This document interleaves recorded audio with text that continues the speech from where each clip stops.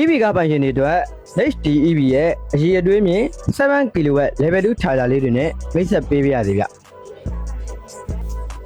ဒီ charger လေးကတော့အိမ်မှာတင်ကားကိုအမြန်နှုန်းနဲ့အားသွင်းခြင်းနဲ့မိတ်ဆွေတို့အတွက်အထူးတင့်လျော်ပါတယ်ဗျဒီ charger လေးဟာတာမန်အားသွင်းစနစ်တွေထက်ပိုမိုမြန်ဆန်ပြီးတော့စိတ်ချရတဲ့စွမ်းဆောင်ရည်ကိုလည်းပေးစွမ်းပါတယ်အိမ်မှာတက်ဆင်ရတာအရန်လွယ်ကူတယ်လို့ဒီဇိုင်းကလည်းစမတ်ကြပြီးသေးသက်လှပပါတယ် GVD အားသွင်းပေါက်နဲ့ EV ကားအားလုံးနဲ့အကောင်းဆုံးကိုက်ညီမှုရှိတဲ့အတွက်စိတ်ပူစရာမလိုပါဘူးအိမ်မှာတင်အမြန်နှုန်းနဲ့အားသွင်းပြီးခရီးဆက်ဖို့အတွက်အသင့်တော်ဆုံးပါပဲဒီတစ်မျိုးကတော့အိမ်တုံးကိုခရီးတွားပါအဆင်ပြေသေးတယ် Portable 7kW CCU အမျိုးအစား Level 2 charger လေးပဲဖြစ်ပါတယ်ဗျ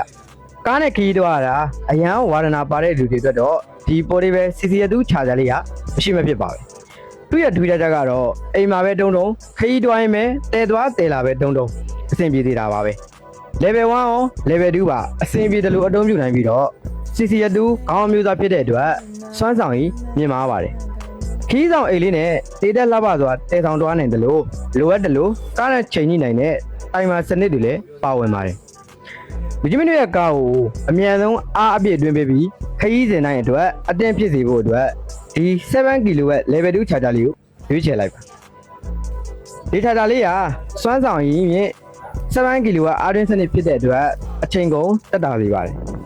32A socket ကုန်နဲ့တွဲဖက်အသုံးပြုနိုင်ပြီးတော့အလွန်လုံခြုံစိတ်ချရတဲ့အားသွင်းစနစ်ကိုပေးစွမ်းစေမှာပါ GVD တိုက်ကားတွေနဲ့ကိုက်ညီပြီးတော့ကျိုးအရှည်ကလည်း9မီတာကနေ9မီတာအထိရွေးချယ်ရရှိနိုင်တာကြောင့်လူကြီးမင်းတို့ရဲ့အိမ်မှာတက်ဆင်အသုံးပြုရတာအင်မတန်အဆင်ပြေစေပါတယ်အခုလိုရေအတွင်းမြင့် 7kW EV charger တွေကိုမှာယူခြင်းနဲ့ဆိုရင်တော့ကျွန်တော်ရဲ့ Next EV ကိုအခုပဲဆက်သွယ်လိုက်ပါဗျ